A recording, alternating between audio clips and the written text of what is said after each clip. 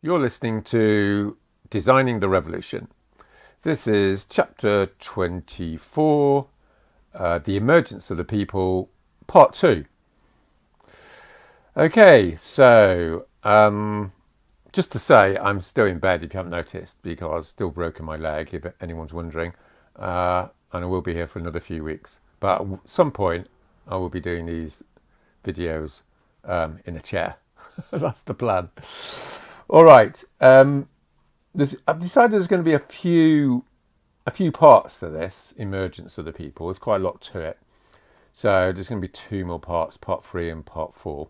And in part 1, the last one, we went through some critiques and limitations of the Marxist approach to getting a coalition of forces together, and the post-structuralists and the radical left, or various other words these groups are called.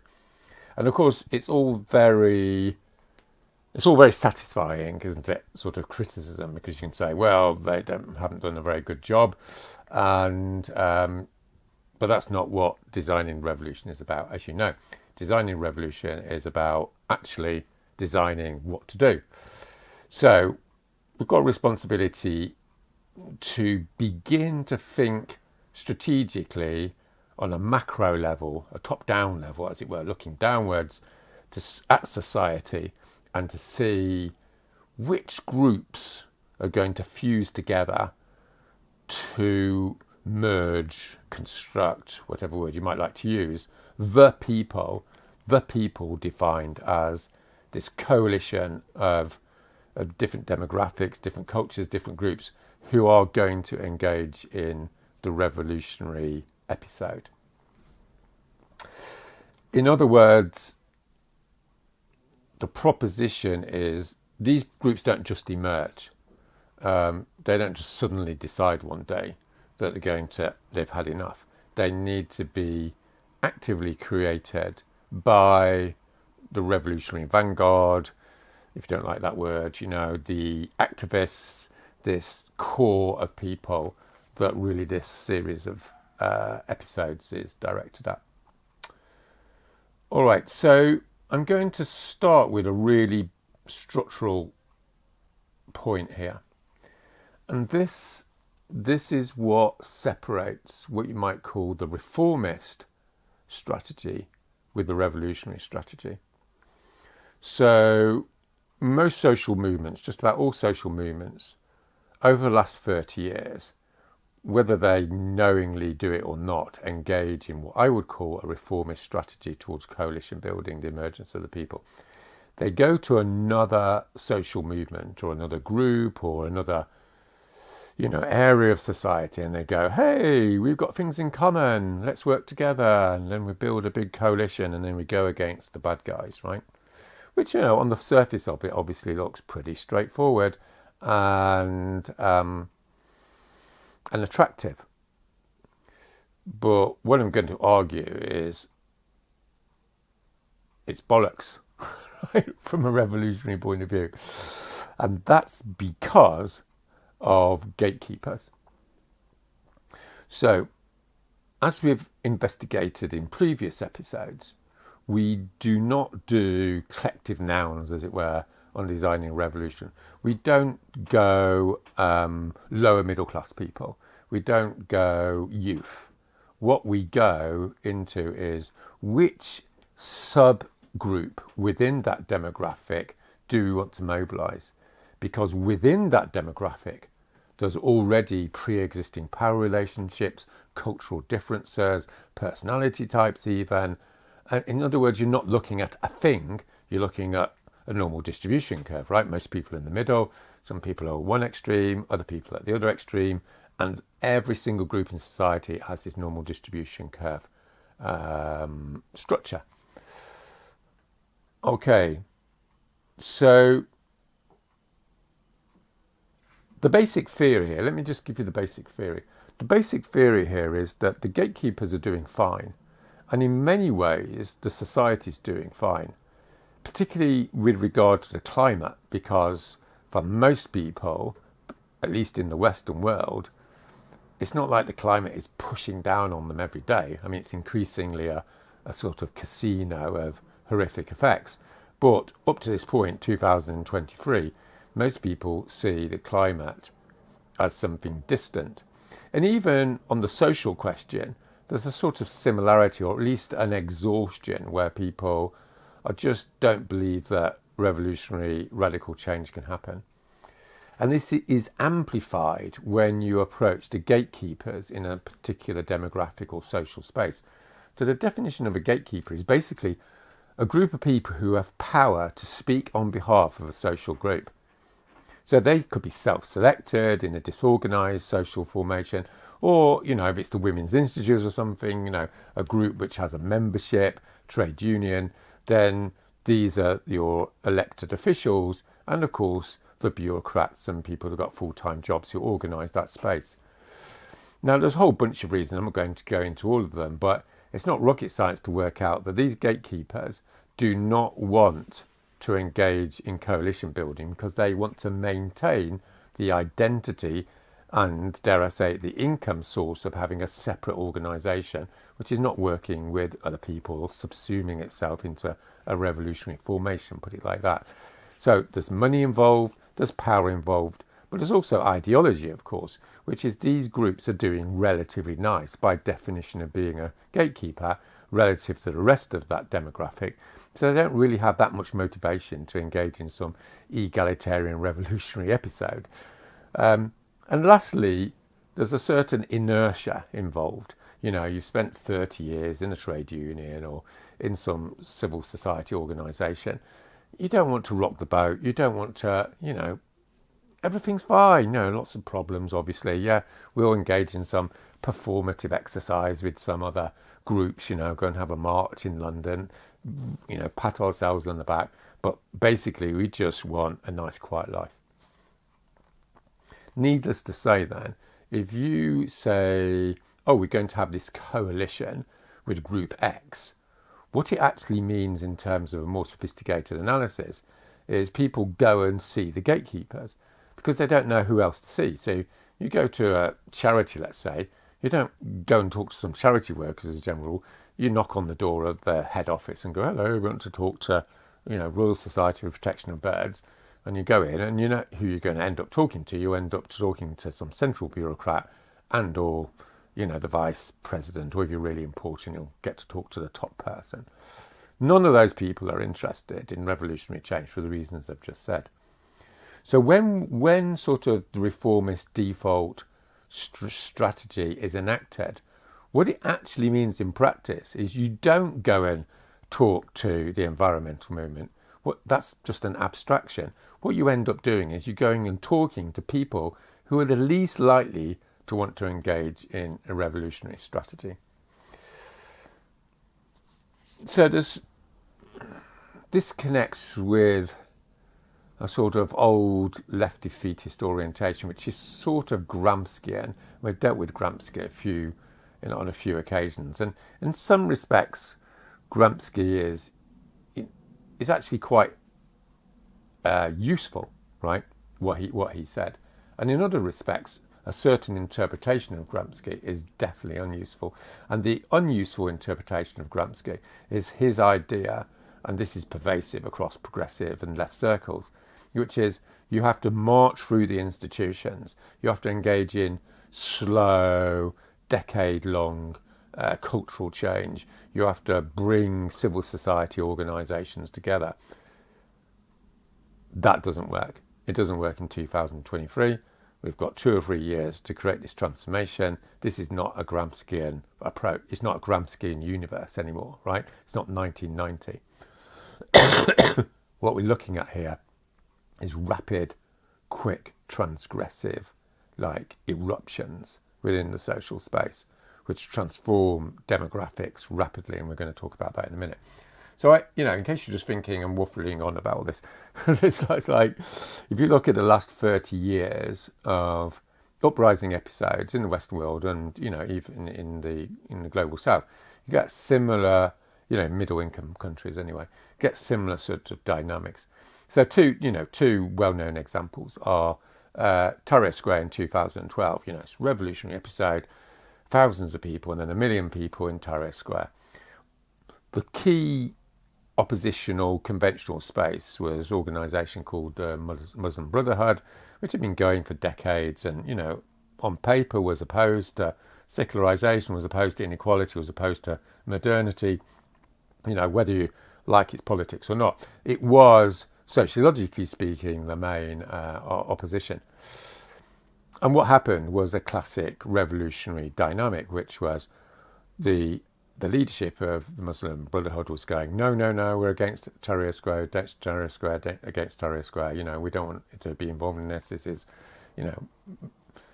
whatever they said. What they really were saying was, it's outside our control, so, we don't like it. But the people on the ground, of course, the Muslim Brotherhood guys on the ground, they were all going, fantastic, oh my God, this is our chance, let's go to Tahrir Square. And then the Muslim Brotherhood, I can't remember exactly what day it was, but it was broadly towards the end, when they knew they were going to win, when they suddenly swapped sides and went, oh no, Tahrir Square, quite a good idea. And you can see this was, as it always is a bit of a cynical move, let's put it like that. Similarly with Occupy in New York, I think it was in 2012, was it? Massive upsurgence of popular, democratic, participatory, non-violent uprising situation, right? And in the early stages, what some people rather amusingly call the anarchist establishment, in other words, the self-described revolutionary left in New York, they're all poo-pooing this. They're going, it won't work, it's reformist, just throw that word in, who knows what that word means, blah, blah, blah, blah, blah. And they missed the boat. This happens, this isn't the exception, this is the rule. If you look at every revolutionary episode, last 200 years, the people who are the proper revolutionaries, they always come in the second or third act, right? Because they're not that clever, and they're like established, and they're not in the people. They're not constructing the people, if you see what I mean. All right. So what is the revolutionary strategy? What's the 2-year strategy generically? Because we're going to look at some particular examples in a minute. The generic strategy, as we've discussed from in the bottom-up episode, is action, confrontation, trigger events, transgression. In other words, like you're grabbing the social attention through doing something that's emotional, that no one else has done before, and you're doing it on a scale that creates this tipping point in the news cycle. So someone actually yesterday was talking to me about this, and they're going, Roger, we did X, and it's transgressive, and it's not getting anywhere. So I said to them, the reason you're not getting anywhere is because you need to do 5X, right? I'm not saying this because I'm being super radical or macho or sort of, ridiculously revolutionary. I'm just saying as a social scientist that there's a tipping point in the social space. And below that tipping point, you get nowhere, right? You might throw a little bit of paint on your university building. So what? What you need is, 8 fire extinguishers full of paint, and then you're going to get 5 million views or whatever's going to happen. Again, I'm not necessarily saying it's right or wrong, but in terms of its effect, there's this tipping point. And what that trigger point does, of course, is creates all this attention, and often the bad guys then amplify that by news articles. We've had examples. We'll be talking about this more with the Daily Mail in the UK. All the bad guys sort of think they're right and they amplify it for you, and loads of people find out about it. Lots of people think you're terrible. 70% of people always think you're terrible. 20% of people are going, well, maybe that's cool. 10% of people are going, oh my God, that's fantastic. Nothing truth-telling like this hasn't happened before, and they're going to come into your space, your revolutionary space. And as we know, because we discussed this with the research on uprisings, once you get a critical mass of 1,000, 2,000, 5,000 people, then basically you're in the ballpark of creating a major confrontation. So that's the methodology, right? Okay, so I'm going to give a little example of this sort of, these two opposed strategies, as you might say. So a number of groups I'm aware or have spoken to, and they want to do a sort of revolutionary strategy, as it were, on food. Now, in the UK, everyone used to have enough to eat, but as I'm sure many people watching this know, there's this massive scandal in the UK that millions of people go without meals, they go hungry, particularly children. It's obscene, we're a really rich country, why is it happening? So instead of being nice to, the powers that be, like, let's go to supermarkets, take food out of supermarkets, give it to poor people, put it outside the supermarket, have a demand that supermarkets share their waste food, these billions of pounds of waste food that are, thrown away each year. Okay, all well and good, arguably. Then there's what's the reformist strategy? The reformist strategy, of course, is to go to the food banks and go, hello, food banks, we're going to do this transgressive action.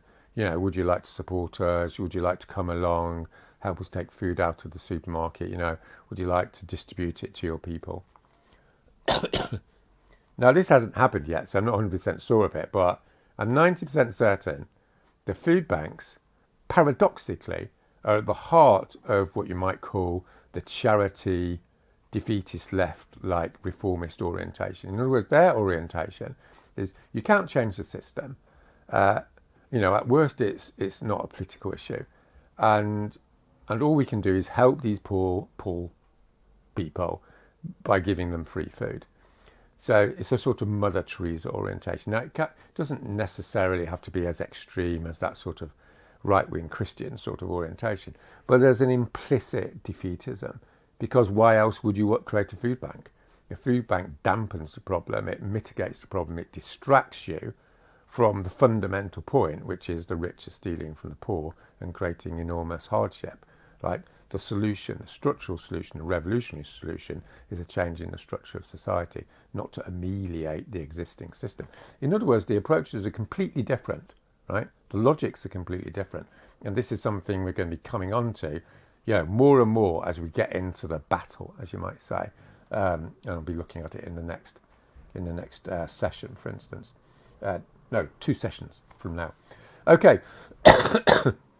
So what will happen, my prediction is, you're going to see the food banks and they're going to say, well, at best, they're going to go, well, really support that, but we need to take it to the committee, and some people in the committee aren't going to be that keen on it. The church is going to be worried. And you're going to spend like 3 months faffing around with all these food banks, and not actually get anywhere at the end of it. So far better strategy is to go and do it. And then the Daily Mail says, big headline saying, anarchist idiots, stealing food, put them in prison, blah, blah, blah. And the sophisticated approach to that, of course, is fantastic, because that means, all the tabloids are covering it, which means millions of people are going to become aware of it. And within that millions of people, there's the 5%, the 2%, the 1% of food banks, stroke community activists, that are so pissed off with the charity defeatist paradigm that they're going to go, oh my God, isn't that amazing? And they're going to get in touch with the website of the food distribution campaign, as it were, and you're suddenly going to find your next 50, 100 activists, community people, who are going to go, I've never done anything like this in my life, but I'm ready to do it because I'm so fucked off. Those are your next people. And the people the way you get hold of those people is via the publicity that comes from the initial transgression. See, this is a completely different strategy, okay? Because you're getting these amazing people via action. You don't start with mobilization, you start with action. And the action creates the mobilization, as I think we discussed in previous episodes. So again, if you think this is all a little bit theoretical, I'll just give you a sort of half example, which is in 2019, in April 2019, Extinction Rebellion, had this big episode in London, 10,000 people, thousands of arrests. Everyone was talking about it around the country. The centre of London was held up.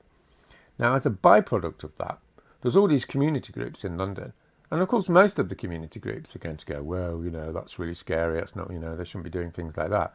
But let's say, for the sake of argument, 10, 20% of those community groups have got a critical mass of subliminally revolutionary people in them that are so pissed off that they're going, I don't really care about Extinction Rebellion, but what they're doing is really cool. And we need to be doing something like that because we're so run down with the endless humiliation and insults of a system that never listens to us, etc. So I got invited to various groups, and there was no institutionalization around it in Extinction Rebellion, so it didn't really take off, which is another issue. But the point is, of course, is the reason these community groups were inviting me to go and talk to them was because they were excited by the transgression. They're excited by this revolutionary direct action civil resistance paradigm. And, to a certain extent, if they'd been given enough support, then you could have had, civil disobedience happening around housing, knife crime, and such like. All right, so let's get going then.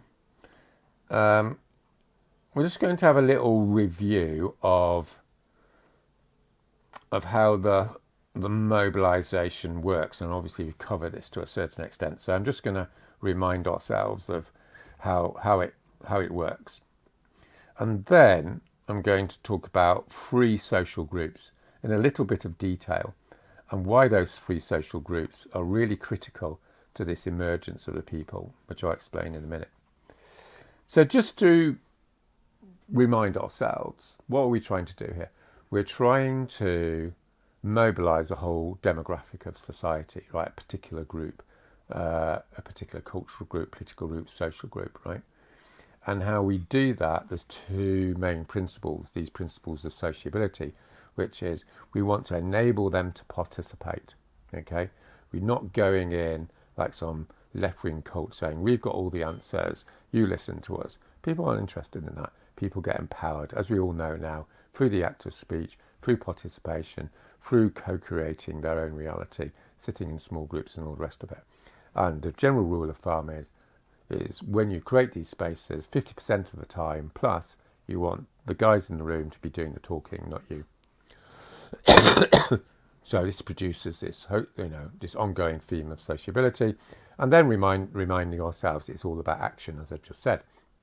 Right? It's not like, hey, let's sit in the room, hey, let's have an assembly. It's like, yeah, we'll sit in the room for 3 hours, we'll have an assembly. But after that, we're going off to occupy the council. After that, we're going to have a slow march around a roundabout, whatever it is.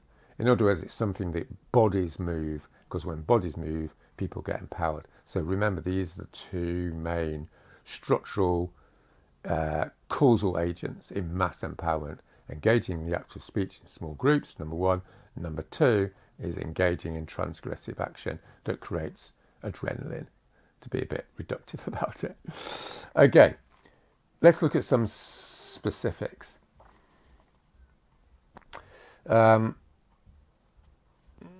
is just to give you a flavour of a sort of macro design. So let's take trade unions, or let's take Christians, right? So we've got this, needle in a haystack problem, haven't we? That, 90%, 99% of trade unionists, people who go to church, they're not interested. They're a little bit interested, maybe. They certainly will be interested when everything gets really tricky. But at this moment in time, they're not just going to drop tools just because you've said the word revolution to them. So what you have to do is get in touch with them all, okay? So one thing we've done, and different groups have done successfully, is a mass email. So you send out like 1,500 emails, 2,000 emails to all these groups. And then what you're going to do is you're going to get, maybe 20, 30 people in the room, which you might think, oh, that's terrible. But that's your core, remember, that's your long tail. And then you take it from there, right? Another way of doing it, to somewhat contradict myself, is to identify key radical influencers. Now, there's a sort of difference between influencers and gatekeepers. Gatekeepers have this formal power, and obviously they're influential. And some of those gatekeepers. Never say never, right? It's not impossible that some of those gatekeepers are ready to engage in this revolutionary episode, but we know it's 99.9% not. But there's influencers. Influencers in the space do not necessarily have an institutional role. This is particularly the case like in culture, pop musicians, artists and what have you. They're often their own people, like they produce their own stuff and they're not embedded in some bureaucratic sort of herd situation. So, for instance, in Just Stop Oil, there's this guy called Chris Packham, he's famous naturalist. He's self-employed, as you might say, he can do more or less what he's like. He's at the peak of his profession. He's in his 50s. I think he's in his 50s. Anyway, he's a classic cultural figure who can amplify your message because he's not a gatekeeper. Okay? So then there's the ultimatum. So this obviously is connected with action. So you go to the group, you go to the Labour Party, or you go to a charity and say, we want you to engage in structurally ethical activity, and they say, no, we're not. And then you start this big drama. You go and occupy them, and you do this transgressive action.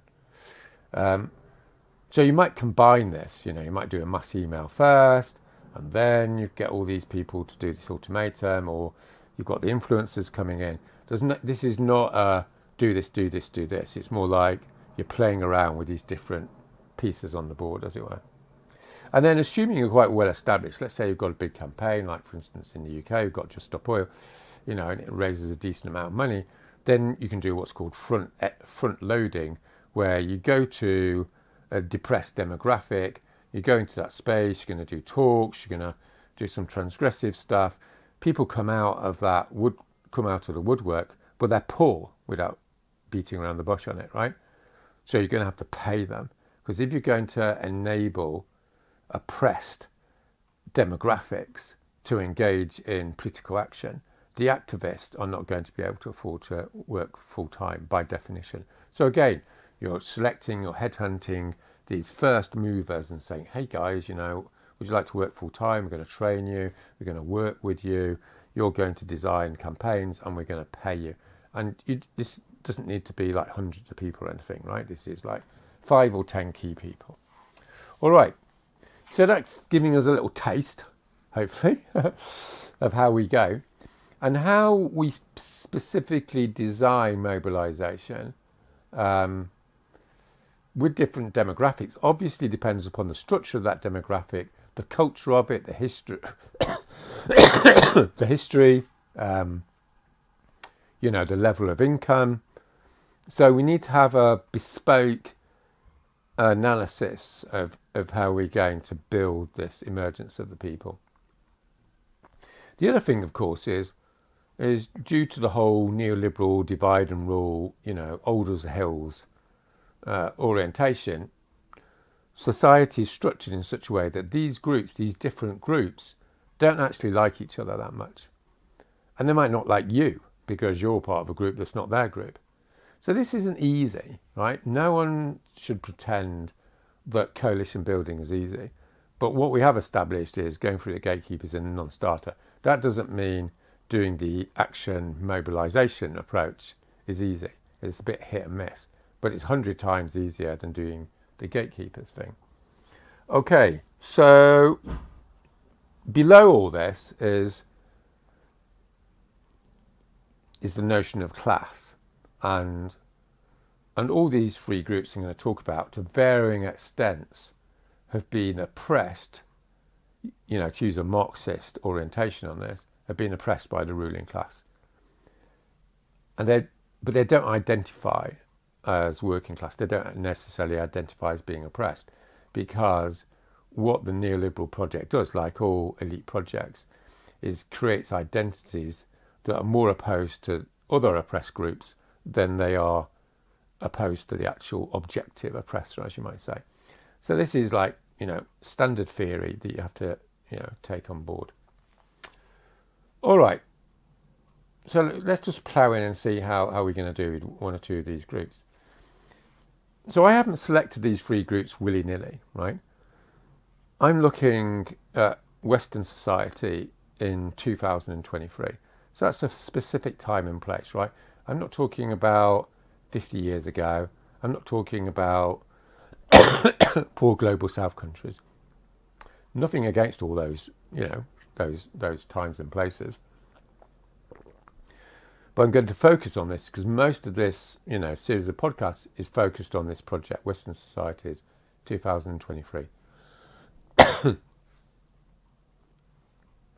So most of the people who are going to be engaged in the big social transformation revolutionary project initially are going to tend to be middle class, university educated, white, urban, and such like. Not totally, of course, right? But if you're going to stick people into that demographic, into a demographic, that's broadly where they're going to fit. Now, historically, this is always inevitable. So a lot of these people feel really terrible about being in this demographic, but it's nothing unusual historically. The revolutionary projects are started by intellectuals like myself, like you watching this video, who think a lot, read a lot, and all the rest of it. And as we've discussed, most of these groups get over-bonded and get over-intellectualized and don't have any role in real history at all. But some of them do, and this is what these episodes are about. So when we're talking about the construction, the emergence of the people, what we need to be thinking about is how do we break out of this rather comfortable, largely invisible to a lot of people, silo? Because one of the reasons people stay in this silo is they don't see that it's a silo. They think everyone's like this. Well, obviously, they're not. And the Revolutionary Project, 101, is about moving out of this one demographic into these other demographics. So you have 4 or 5 key groups in society that are objectively oppressed, as you might say, and you're going to do A, B, and C, which we're going to discuss in a minute, A, B, and C to these different groups and bring them together to construct the people, to go in confrontation with the ruling class, with the carbon state, and win, because they're a big enough demographic. And I've selected 3 groups, and you can mess about with this a little bit, but I think broadly this is correct. There's 3 primary groups in Western societies that often have very little to do with each other, but are the key, what you might call crossover demographics. So we've talked about this a little bit, like, farmers, small business people, soldiers, priests. If you look at the history of revolution, once these groups start passing over into the revolutionary project, then you're on the home straits, okay? So in 2023, I'm going to propose, broadly speaking, there's 3 groups. There's youth, there's black and ethnic minority groups, and there's the lower middle class, more specifically the small town, regional lower middle class. I'm going to define these. I'm not going to get too, anal about precisely who's in what group and all that sort of thing. But I'm going to suggest these are the key groups that need to move in order to build this emergence of the people. And there's also a crossover, obviously. Some people are in 2 groups or in 3. All right. So I'm going to just investigate the youth, because in some ways that's easiest, because I've already got a case study that shows how that mobilization can work, at least on a small scale. And then we'll go and in the next episode, we're going to look at the other 2. All right, so let's just think about the youth situation. So historically, when you go to an objectively oppressed group,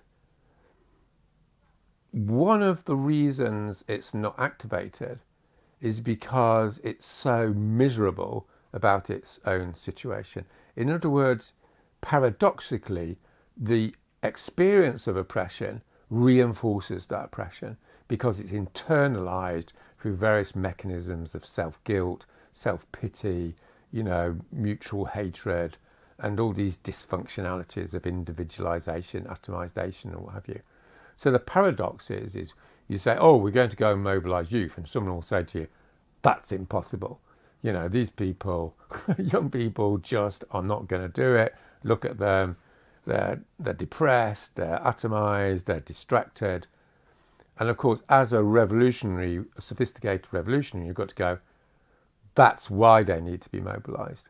Because their level of discontent, internalized discontent, is a reflection of the structural oppression that they're subject to. So paradoxically, the more difficult it is to mobilize them, it's also the reason to mobilize them. Which sounds like, you're giving yourself a hard job, right? And arguably you could.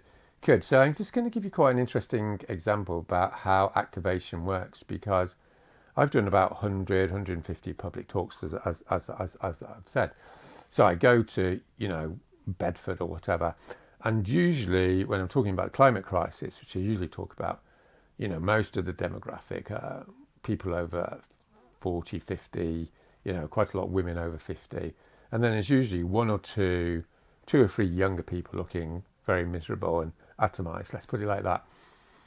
And then I know that statistically, the ones that are going to actually activate are proportionately not the youth.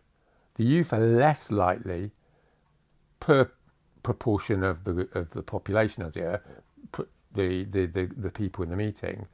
They're not going to mobilise. So let's say, for instance, there's 8 people over 50, 4 of those mobilise. There's 3 people under 25, only one of those will mobilise. Okay, so it doesn't look that good, does it?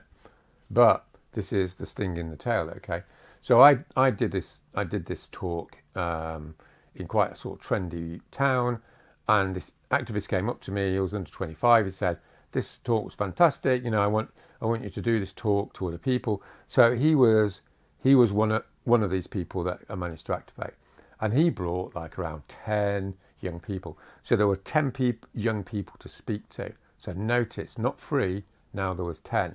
Numbers are important. So I gave a more, robust talk. Swore a bit more than all this sort of thing, and said, look, guys, it's totally fact. You have to get a grip. What's your generation going to do? And we sat in a circle, and I was thinking, this isn't going to go well. I bought into this idea of youth defeatism. They're just not going to do it. They're too depressed, atomized. And then this guy said, fuck it, I'm going to do it. And within like 5 minutes, all of those eight people, without exception, had signed up to do civil disobedience. Now, this is an absolutely critical case study, because what it shows is once you get a critical mass of an oppressed group together, you get this miracle of empowerment. If it was just 1 or 2 people on their own, particularly if it was mixed in with people from other demographics, they're just not going to get the courage. The reason why he went fuck it was he's looking at his peers and going, what the hell are we doing? Why are we just sitting here letting this happen to us? And then, of course, you've got this sort of what you might call micro-herding factors. Once 2 or 3 have gone, all right, we're going to do it, then everyone does it because everyone wants to be part of this team and this culture and this new emergence, right? So this is how the people emerge. The people is not, it's not a neutral term. The people is the people empowered, the people engaged, the people activated through, being open to this tragic reality that they face, and then realizing they're not just going to sit there waiting to die. So we've got this sort of schizophrenic sort of analysis then. On the one hand, we've got, the fear, the atomization, this herding effect, the herding effect which keeps everyone in the status quo. But then we've got bring all these people together and something happens. And one of the reasons it happens, one of the unique aspects of youth, of course, is they don't have much history. In other words, if you're 18, you haven't done 20 years of defeated social activism. So you're what I might call fresh, by definition, which has its pros and cons. But obviously one of the things, and this is arguably one of the reasons why youth mobilise, in revolutionary formations, is they're not loaded down with all that defeatist self-story, it's really difficult to organise, really. No, it's like, I'm new, I'm entering the world is my oyster, let's go and do it. Like, they don't think that much, which in that respect is a good thing. So what we did after Insulate Britain, maybe some of you know this story, Insulate Britain was mainly people over 50. It was a bit embarrassing. This was people blocking motorways to get the British government to insulate. And there were about 4 or 5 really keen young people. And everyone's going, yeah, Insulate Britain's, it's not very good, it's not mobilising the youth. And everyone had this default defeatist routine of going, well, it's because you can't mobilise youth because they're really difficult and they have so many other things to think about and blah, blah, blah, blah, blah. And I said, because I know my stuff, and hopefully you know your stuff by now, it's like, no, it's nothing to do with the culture. It's nothing to do with the demographic. Obviously has some influence, but that's not the substantive issue. The substantive issue is the micro-design of the mobilisation process, right? The micro-design of the mobilisation process. In other words, you need to get out there, talk to young people, get them together, tell them the fact, and then enable them to emote around there and co-create a civil resistance outcome. So what did we do? We did that. I said, let's actually go and mobilise them, right? It's not rocket science. If you want to mobilise a group, it helps to actually do something. And you'd be surprised how many groups are around the Western world who, when you go to them and you say, you have to actually mobilise, they look horrific, horrified. Oh my God, failure. Anyway, so off we went, delivered 5,000 leaflets around the university campus. We worked out that would result in 10 to 20 students coming to a meeting. Half to a quarter of those would then go engage in civil disobedience. We just ramped that up. So we took on 5 or 10 young people, and within 3 or 4 months, you've got 250, 300 young people, and they're all, rearing to go because you've got this self-reinforcing herding mechanism because all these young people are mixing together. They go down, they go, into oil refineries, and within about a fortnight, the whole of the Just Stop Oil campaign, which came after Insulate Britain, became youth-led, right? So you brought these people on, they became the spokespeople. It's a self-conscious strategy of empowerment and bringing on younger people. Now, there's all sorts of little messy details around the edges, of course, as there is in any real live case study. The point is within 4 months, you went from a campaign that's characterised by one demographic to being characterised by another demographic by a structural, sustained, smart strategy of empowerment and recruitment and mobilisation, right?